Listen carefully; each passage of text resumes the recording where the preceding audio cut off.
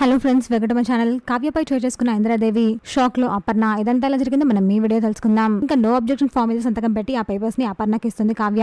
అప్పుడే గుడి నుంచి వచ్చిన ఇంద్రాదేవి ఇదంతా చూసి కావ్యపై సీరియస్ అవుతుంది. నీ భర్తకు రెండో పిల్ల చేసినా కూడా నీకు ఎలాంటి అభ్యంతరం లేదు అని సంతకం పెట్టావా అని కావ్యపై చోటు చేసుకుంటుంది ఇంద్రాదేవి. దీంతో ఇంట్లో అందరూ ఒక్కసారిగా షాక్ అవుతారు.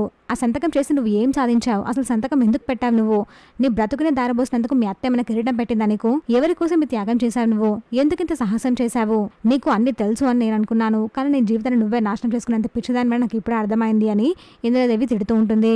నీ కాపురం బాగుండాలి అని, నా మనవడితో కలిసి నువ్వు కాపురం చక్కగా చేసుకోవాలి అని ఎంత తాపత్రయపడ్డానో తెలుసా నీకు? ఇక్కడ ఇంతమంది ఉన్నారు, ఎవరు కూడా దీన్ని అడ్డుకోలేకపోయారా? ఇప్పుడు చేసిన నీ మొగుడు కూడా అలాగే తలదించుకుని ఉన్నాడు తప్ప నిన్ను ఆపలేకపోయాడు. తండ్రి తర్వాత తండ్రి లాంటి వాడు మామయ్య.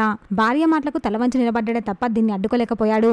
వీళ్ళ కోసం మనం ఆలోచించింది, వీళ్ళ కోసం మనం ఇంత త్యాగం చేసింది అని ఇంద్రాదేవి తిడుతూ ఉంటుంది. దీనికి కావ్య ఏం మాట్లాడలేక ఏడుస్తూ అలాగే చూస్తూ ఉండిపోతుంది. చూసాగా ఫ్రెండ్స్, మరి ఏం జరగబోతుందో? ఇలాంటి జెన్యూన్ అండ్ రెగ్యులర్ అప్డేట్స్ కోసం మా వీడియోకి లైక్ చేసి ఛానల్ సబ్స్క్రైబ్ చేసుకోండి.